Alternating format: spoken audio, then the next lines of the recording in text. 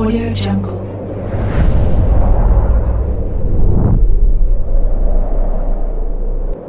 Yo, balik lagi bersama Mimin di Manhwa TV. Kali ini kita akan lanjutkan pembahasan dari cerita My Unbeatable Passive Skill Let's Medal Passive Damage Chapter 192 dan 193.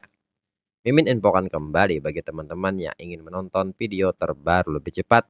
Silahkan bergabung menjadi member di channel ini agar Mimin juga tambah semangat untuk update cerita terbarunya lebih cepat. Tanpa berlama-lama, yuk kita masuk ke ceritanya.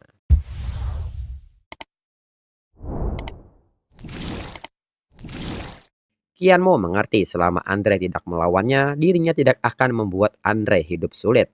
Dalam pikiran Kianmo, Kianmo pun mengetahui bahwa ini adalah cara otoritas digunakan. Dengan kata lain, di antara berbagai ras yang ada di Void, dirinya telah memperoleh banyak hamba kontrak yang kuat tanpa mencobanya. Bayaran ini luar biasa besar sekali. Kemudian Huang Tian pun kini bertanya kepada Kianmo kemampuan macam apakah ini. Zhou Xiwei juga bertanya item jenis apakah ini pinjamkan pada dirinya untuk dimainkan. Kelihatannya sangat keren. Andre mengatakan bahwa dirinya tidak mengerti mengapa makhluk sehebat itu bahkan dengan tubuhnya yang terperangkap dan sekarat memilih Kianmo sebagai sekutu ketika jelas level Kianmo lebih rendah dari level miliknya. Kianmo mengatakan bahwa level tidak mewakili segalanya. Beberapa hal tidak dapat ditaklukkan hanya dengan kekuatan saja. Alasan utama dirinya berhasil adalah karena dirinya memiliki rekan satu tim seperti ini. Zhou Xiwei meminta Kianmo untuk tidak tiba-tiba begitu emosional. Andre mengatakan bahwa teman satu timnya orang-orang sialan berani mengkhianati dirinya. Setelah dirinya kembali ke federasi, mereka akan mati. Andre pun kini bertanya apa yang Kianmo butuhkan dari dirinya selama Kianmo mengizinkan dirinya kembali ke negaranya. Dirinya akan menyetujui apapun. Kianmo mengatakan bahwa dirinya tidak butuh Andre melakukan apapun untuk dirinya. Andre boleh pergi. Andre pun kaget mengetahui bahwa dirinya tidak perlu melakukan apapun. Andre pun bertanya apakah Kianmo serius. Kianmo mengatakan bahwa yang dirinya inginkan hanyalah Gen X. Tidak ada yang lain. Andre bisa pergi sekarang juga. Andre mengatakan bahwa dirinya pikir Kianmo akan memeras setiap tetes nilainya karena punya kekuatan untuk mengendalikan dirinya. Dirinya meminta maaf atas kekasarannya sebelumnya. Terlepas dari itu, Kianmo telah menyelamatkan dirinya dari neraka ini. Dan dirinya akan mengingat kebaikan Kianmo mulai sekarang. Andre menekankan dimanapun mereka bertemu di masa depan, dirinya tidak akan pernah menjadi musuh Kianmo. Huang Tian pun kini bertanya apakah mereka benar-benar akan membiarkan Andre pergi begitu saja. Zhou Xiwei mengatakan bahwa orang asing ini memiliki kepribadian yang berbahaya. Dia mungkin menjadi ancaman besar di masa depan. Kianmo mengatakan bahwa dirinya jelas tidak mempercayai kata-katanya, tapi dia bukan lagi ancaman bagi dirinya. Lagi pula, membiarkannya pergi itu lebih baik untuk mereka. Andre sudah berada di puncak kekuatan kebangkitan keempat dikombinasikan dengan kekuatan kontrak God Demon. Dia sekarang berada di kekuatan kebangkitan kelima. Setelah dia kembali ke Federasi U, dia pasti akan menjadi orang terkuat di aliansi kesatria. Huang Tian pun mengerti begitu Andre kembali ke Federasi U. Yang pertama akan menderita adalah rekan satu tim yang mengkhianatinya, yang berarti para pejabat tinggi aliansi kesatria saat ini. Zhou Xiwei menyebut Kianmo begitulah adanya Kianmo terlalu licik. Kianmo mengatakan bahwa kompetisi Global Void akan segera dimulai, dan lawan terkuat negara Xia adalah Federasi U. Membiarkan Andre kembali sekarang adalah hal yang sempurna. Setelah menyelesaikan alam rahasia ini, level mereka seharusnya sudah memenuhi persyaratan untuk melakukan kemajuan keempat. Zhou Xiwei mengatakan terakhir kali dengan Gu Qian, dirinya hampir berhasil, kali ini tidak ada masalah sama sekali. Huang Tian pun juga mengatakan hal yang sama. Setelah sedikit persiapan, dirinya bisa kembali untuk melakukan kemajuan keempat. Ruosi pun juga mengatakan hal yang serupa, tapi mereka sebaiknya kembali ke guild lebih dulu. Lagi pula mereka masih berada di tengah perang guild. Qianmo mengatakan bahwa upacara kemajuan keempat hanya perlu diselesaikan sebelum perang global void dimulai. Dengan ini mereka kembali ke Guild terlebih dahulu dan menyelesaikan perang Guild dengan Firmament Light. Sebelum itu mereka akan bagi hadiah dari alam rahasia ini dulu. Huang Tian pun mengatakan bahwa perlengkapan yang didapatkan di alam rahasia ini sangat keren. Dirinya baru saja mengincar 2 item kelas epic, jadi jangan berebut dengan dirinya. Zhao Shiwei mengatakan bahwa dirinya hanya menginginkan perlengkapan sihir, jadi dirinya tidak akan bentrok dengan mereka. Ruosi pun meminta mereka berdua untuk berhenti, biarkan Qianmo mengambilnya lebih dulu. Qianmo mengatakan bahwa dirinya hanya butuh 2 Evolution Stone untuk meningkatkan perlengkapannya. Ditambah peti hadiah tahap ini, bagikan sisanya di antara mereka dan ambil sebagian untuk yang lain.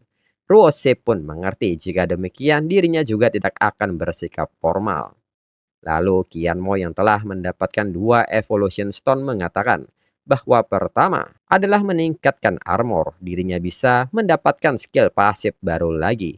Hingga kini armor Qianmo meningkat menjadi Shadow of Nightmare yang memiliki 3 efek peralatan. Pertama, skill aktif Nightmare Form. Memasuki keadaan Nightmare selama 5 menit tidak dapat dideteksi, dapat melihat menembus medan, dan dapat berkomunikasi dengan entitas jiwa. Cooldown 10 menit. Kedua, skill aktif Nightmare Descan mengurangi semua resistensi atribut dari semua target dalam jarak 10 meter tepat di depan sebesar 30% selama 15 detik. Cooldown 5 menit. Ketiga, meningkatkan efek penetrasi sebesar 10%. Dan kini selanjutnya Qianmo meningkatkan armor di bahunya menjadi Calamity Pauldrons. Pertama, Calamity Poison Net menembakkan jaring besar ke depan. Semua target yang terperangkap dilumpuhkan 10 detik dan disuntik dengan racun malapetaka yang mengerikan, jangkauan tangkapan 30 meter dengan cooldown 4 menit. Kedua, Calamity Possession yang memasuki keadaan malapetaka selama 30 detik berikutnya. Memberikan racun malapetaka pada semua serangan untuk menimbulkan status racun pada musuh. Cooldown 10 menit. Dan ketiga, meningkatkan resistensi racun secara permanen sebesar 40%. Qianmo yang melihat statusnya mengatakan setelah mengembangkan kedua peralatan tersebut, selain meningkatkan efek aslinya, mereka memperoleh 4 efek baru, baik itu Nightmare Descan atau Calamity Possession. Keduanya merupakan skill yang sangat ampuh. Selanjutnya adalah peti hadiah tahap ini yang juga menjadi alasan dirinya memilih alam rahasia ini. Dan saat Qianmo membukanya, Qianmo mendapatkan item spesial yaitu Moon Spirit Gem. Saat digunakan pada item atau skill, dia menyempurnakan target secara sempurna, menghasilkan efek khusus tergantung pada targetnya. Qianmo menyebut ini seperti yang diharapkan, itu adalah Moon Spirit Gem, hadiah spesial dari permainan kehidupan masa lalunya. Menggunakannya memberikan efek skill Unique Server. Dengan ini dirinya akan menggunakannya ke skill Elemental Clone. Hingga kini skill Elemental Clone mulai berevolusi menjadi Elemental Clone Zenith. Klon elemen memiliki skill kultivasi otonom. Setelah kembali ke tubuh utama, mereka membawa kembali semua poin pengalaman dan statistik. Tubuh utama dapat berteleportasi ke klon manapun tanpa batasan waktu dan jarak. Qianmo menyebut ini sangat bagus. Mulai sekarang penggunaan klon elemen akan mengalami perubahan mendasar. Tidak hanya bisa klon naik level dan berburu monster sendiri, tetapi mereka juga memungkinkan teleportasi jarak jauh. Dengan kekuatannya saat ini, dirinya dapat membuat 9 klon. Jika dirinya mengirim mereka untuk menghadapi alam rahasia secara terpisah, kecepatan naik level dirinya akan meningkat setidaknya 3 kali lipat. Lalu kini Huang Tian mengatakan dengan dukungan peralatan baru, kekuatan tempur totalnya telah mencapai 520.000 sekarang. Dirinya selangkah lebih dekat ke jalur Huaxia Sword Immortal Path kemajuan keempat. Zhao Shiwei pun bertanya soal kekuatan tempur 520.000 ini. Apakah Huang Tian melihat Venomous Clock miliknya? Output kerusakan dirinya sekarang tidak bisa dihitung berdasarkan kekuatan tempur saja. Qianmo kini bertanya bagaimana dengan Ruosi. Ruosi mengatakan bahwa sepertinya tidak ada hadiah yang sangat cocok untuk dirinya.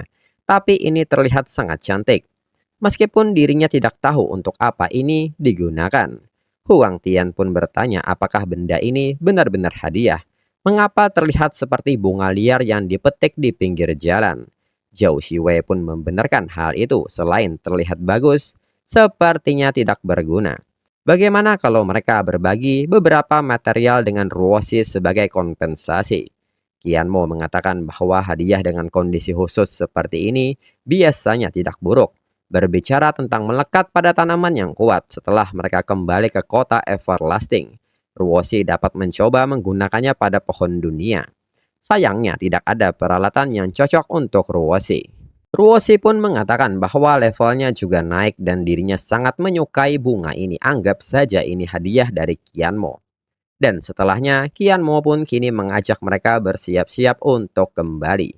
Huang Tian mengatakan bahwa dalam perjuangan melawan firmamen like ini, Qian Mo harus membiarkan dirinya memimpin barisan terdepan. Qian Mo meminta Huang Tian untuk tidak khawatir. Semua orang akan mendapatkan kesempatan untuk bersinar. Lalu kini saat di luar, Huang Tian yang memperhatikan jendela panelnya mengatakan bahwa mereka hanya pergi selama beberapa hari.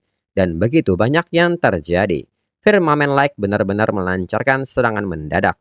Zhao Xiwei pun mengatakan bahwa untungnya Firmamen Like tidak mendapatkan apapun dan malah mengalami kekalahan. Ruoxi mengatakan namun demikian cukup mendebarkan bahwa mereka benar-benar berhasil masuk ke kota. Huang Tian pun bertanya apakah Qian Mo masih minum teh. Mereka harus segera kembali ke guild. Qian Mo pun bertanya bukankah krisis sudah teratasi, mengapa terburu-buru. Mereka baru saja menyelesaikan alam rahasia jadi mereka bisa beristirahat dengan nyaman dalam perjalanan pulang. Zhao Xiwei pun bertanya apakah mereka benar-benar akan menelan penghinaan ini begitu saja. Mereka tidak jauh dari firmamen like sekarang. Bagaimana kalau mereka juga membuat sedikit masalah? Qian Mo mengatakan bahwa mereka tidak perlu bertindak, dirinya akan menggunakan skill barunya untuk melakukan pengintaian. Dan sekaligus memberitahu firmamen like bahwa dirinya sudah kembali. Mereka pun seketika kaget dan bertanya apakah Qian Mo bisa membuat 9 klon sekarang. Huang Tian mengatakan klon-klon ini membagi kekuatan tubuh utama Qian Mo secara merata. Apakah ada gunanya mengirim begitu banyak klon?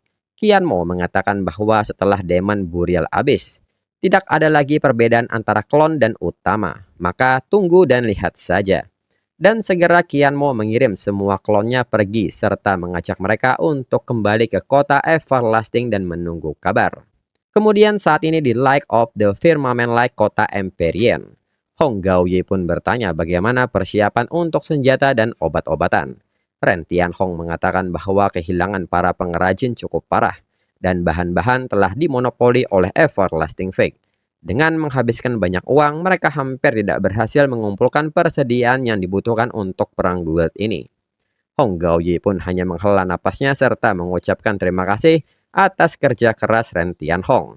Ren Tianhong mengatakan bahwa portal teleportasi Blizzard Guild telah dibangun dan Xia Jierui serta King Zhao sudah berada di posisi. Bukankah sebaiknya mereka berdua juga berangkat? Hong Gaoye mengatakan mereka hanya punya satu kesempatan ini. Begitu pasukan utama Firmamen Like mencapai kota Everlasting, luncurkan serangan segera ke kota Everlasting. Ren Tianhong pun bertanya bukankah mereka akan menunggu kabar tentang Cheng Qianmo. Hong Gaoye mengatakan bahwa mereka tidak bisa menunggu lebih lama lagi. Serang langsung, dirinya yakin jika dirinya memimpin tim secara pribadi, tidak ada alasan Cheng Qianmo tidak akan kembali ke kota. Dirinya penasaran apa yang sedang dipersiapkan Qian Mo. Di saat yang sama, tiba-tiba seorang petugas datang memberitahu Hong Gaoye berita buruk. Hong Gaoye bertanya apa yang membuatnya panik, apakah Xia Jierui membuat masalah lagi. Petugas ini pun tidak membenarkan hal itu, ini soal Qian Mo yang muncul.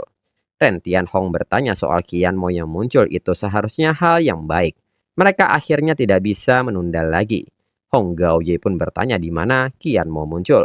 Petugas mengatakan bahwa Qian Mo muncul di beberapa tempat sekaligus yang semuanya merupakan wilayah guild bawahan Firmamen Like. Dan ini mengagetkan mereka. Kembali Hong Gaoye bertanya di mana Qian Mo saat ini tepatnya. Petugas mengatakan bahwa di bawah kota Xi'an, kota Feiliu, dan kota Yanli masing-masing. Saat ini Qian Mo secara terbuka menantang mereka di 3 tempat. Ren Tianhong mengatakan bahwa kemungkinan itu adalah skill klon Qianmo. Mereka pernah melihatnya sebelumnya di kompetisi penempaan. Hong Gaoyi mengatakan bahwa banyak penyihir memiliki skill cloning, tetapi yang dapat dipertahankan terus-menerus benar-benar langka. Ren Tianhong mengatakan sekuat apapun itu, kekuatan tempur klon tetap terpisah dari tubuh utama.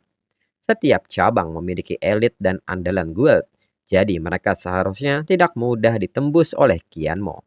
Petugas mengatakan meskipun hanya salah satu klon Qianmo, dia memaksa Xia Jiarui mundur beberapa hari yang lalu. Sejujurnya semua cabang sedang panik. Hong Gaoye pun nampak kesal dan menyebut ini semua salah Xia Jiarui yang bertindak terlalu gegabah. Ren Tianhong mengatakan bahwa ketiga kota ini tidak jauh dan semuanya memiliki gerbang teleportasi. Maka izinkan dirinya menemui Qianmo dan setidaknya menyampaikan posisi asosiasi manajemen. Hong Gaoyi mengatakan hanya itu yang bisa mereka atur untuk saat ini. Karena Qianmo telah menunjukkan dirinya, mereka dapat menyerang Everlasting Fake secara terbuka dan terhormat. Taktik pelecehan semacam ini juga tidak akan bertahan lama. Ren Tianhong meminta Hong Gaoyi untuk tenang, dirinya pasti akan menyelesaikan misi. Hong Gaoyi meminta petugas untuk menyampaikan perintah ini, kecuali Gao Yue. Semua anggota guild harus melewati gerbang teleportasi Guild Blizzard, berkumpul di kota Everlasting dan memulai pertempuran terakhir. Petugas pun mengerti. Lalu kini berpindah ke kota Xian. Qian maupun meminta warga kota Xian untuk mendengarkannya baik-baik. Mereka punya 3 menit lagi. Dirinya akan secara resmi memulai pengepungan. Penguasa kota Xian pun meminta pasukan untuk bersiap karena mereka hanya punya waktu 3 menit. Salah seorang dari mereka mengatakan bahwa Qianmo masih sangat muda. Sama sekali tidak terlihat seperti presiden guild level 9. Lagi pula hanya satu klon yang datang, apakah benar-benar perlu untuk berhati-hati seperti ini? Penguasa kota mengatakan bahwa dirinya ingat orang ini pernah bertarung melawan Xia Jiarui, dan bahkan orang ini tidak bisa bertahan 10 langkah. Dan ketika Xia Jiarui menghadapi klon Qianmo, ada yang mengatakan bahwa jika Ren Tianhong tidak turun tangan untuk membantu, Xia Jiarui akan mendapatkan akhirnya di sana. Jika orang ini ingin mencoba, maka dirinya persilahkan. Lalu Qianmo kini mengatakan bahwa waktunya hampir habis.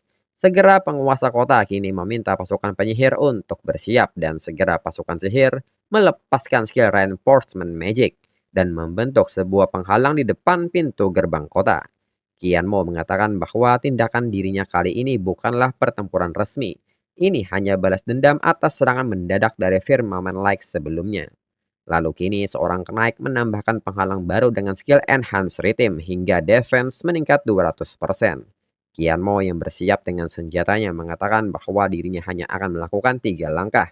Setelah 3 langkah, dirinya akan menuju lokasi berikutnya. Dan segera Qianmo bersiap. Penguasa kota mengatakan bahwa kota Xian terkenal karena pertahanannya. Bahkan jika Qianmo adalah Cheng Qianmo, kata-kata itu terlalu sombong. Dan segera Qianmo melepaskan skill Supreme God Sword Art, Earth Splitter, hingga serangan ini berhasil menghancurkan pelindung kota Xian hingga memberikan beberapa kerusakan pada dinding gerbang. Qianmo mengatakan bahwa kota Xian layak untuk sebutan dengan pertahanan yang tinggi. Tapi itu baru serangan pertama. Dan sekarang gerakan yang kedua setelah menggabungkan efek pasif dari artefak ilahi. Pertahanan apapun di hadapannya akan seperti mengiris tahu. Penguasa kota pun kini mendapat sebuah notifikasi peringatan bahwa kota Xian sedang diserang dari luar, tingkat kerusakan 30%. Penguasa kota pun bertanya bagaimana ini mungkin, satu gerakan saja menghancurkan pertahanan kota Xian. Dan kembali Qianmo kini melepaskan serangannya. Dan di saat yang sama, Ren Tianhong pun datang dan bertanya apakah dia mulai menyerang secepat ini. Hingga sebuah ledakan kini mengagetkan Ren Tianhong. Melihat hal ini, Ren Tianhong pun nampak kesal karena datang terlambat. Lalu di depan gerbang kota Xian, penguasa kota mengatakan bahwa mereka akan tamat. Tidak dirinya sangka kota Xian bisa ditembus begitu saja. Qianmo mengatakan bahwa penguasa kota bahkan tidak bisa bertahan selama 2 langkah. Langkah ketiga akan menyebabkan sedikit kerusakan di dalam kota Xian. Anggap saja itu sebagai hukuman ringan sebagai peringatan. Dan segera Qianmo kini bersiap melepaskan serangan. Melihat serangan ini, penguasa kota merasa ini sudah berakhir. Namun nyatanya di saat itu serangan Qian Mo seketika terblokir. Melihat hal ini, Qian Mo mengatakan bahwa bantuan sudah tiba. Dan ternyata itu adalah Ren Tianhong. Ren Tianhong pun segera menyapa Qian Mo karena lama tidak bertemu. Menekan mereka melalui asosiasi manajemen di satu sisi, sementara menggunakan taktik pelecehan ini di sisi lain, bukankah itu agak terlalu tercela? Qian Mo mengatakan dengan santai bahwa Ren Tianhong sedikit salah menilai dirinya di sini. Xia Jiarui menyerang Everlasting Fake secara diam-diam lebih dulu. Selain itu, sebelum bergerak, dirinya mengumumkan bahwa dirinya hanya akan menyerang 3 kali. Bagaimanapun Ren Tianhong melihatnya itu lebih terhormat daripada yang Firmament Like lakukan. Penguasa kota Xi'an pun membenarkan hal itu. Qian Mo hanya akan menyerang 3 kali. Dan sekarang 3 langkah telah berlalu. Qian Mo mengatakan bahwa memang 3 langkah telah berlalu. Sekarang dirinya akan menuju ke lokasi berikutnya di kota Feiliu. Masih 3 langkah lagi. Dirinya akan menunggu Ren Tianhong di sana. Ren Tianhong pun tersenyum dan meminta petugas membuka gerbang teleportasi segera dan kirim dirinya ke kota Feiliu. Chen Qianmo sedang mempermainkan dirinya. Penguasa kota pun mengucapkan terima kasih kepada Ren Tianhong atas bantuannya. Tanpanya, mereka akan berada dalam masalah besar. Dengan ini, maukah Ren Tianhong tinggal untuk makan sebelum pergi?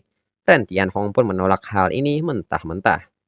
Lalu kini di kota Feiliu, penguasa kota pun bertanya mengenai situasinya dan apakah panggilan bantuan sudah dikirim. Pengawal mengatakan bahwa mereka sudah meminta bantuan kota Empyrean. Tapi sebenarnya kota Feiliu tidak perlu terlalu panik. Kota Feiliu memiliki medan yang berbahaya, bahkan para profesional dengan kemampuan terbang pun akan ditembak jatuh oleh kota Feiliu. Penguasa kota pun membenarkan hal itu, mereka tidak seperti kota Xi'an. Namun pengawal yang melihat ke arah depan seketika panik karena seekor naga kini datang ke arah mereka. Lalu Ren Tianhong yang baru tiba di kota Feiliu menyadari bahwa serangan telah dimulai. Segera Ren Tianhong berlari dengan perasaan kesalnya. Sesampainya di depan, Qian Mo yang hendak pergi mengatakan bahwa Ren Tianhong tiba tepat waktu. Dan lokasi selanjutnya adalah kota Yanliu. Dirinya akan terus menunggu Ren Tianhong.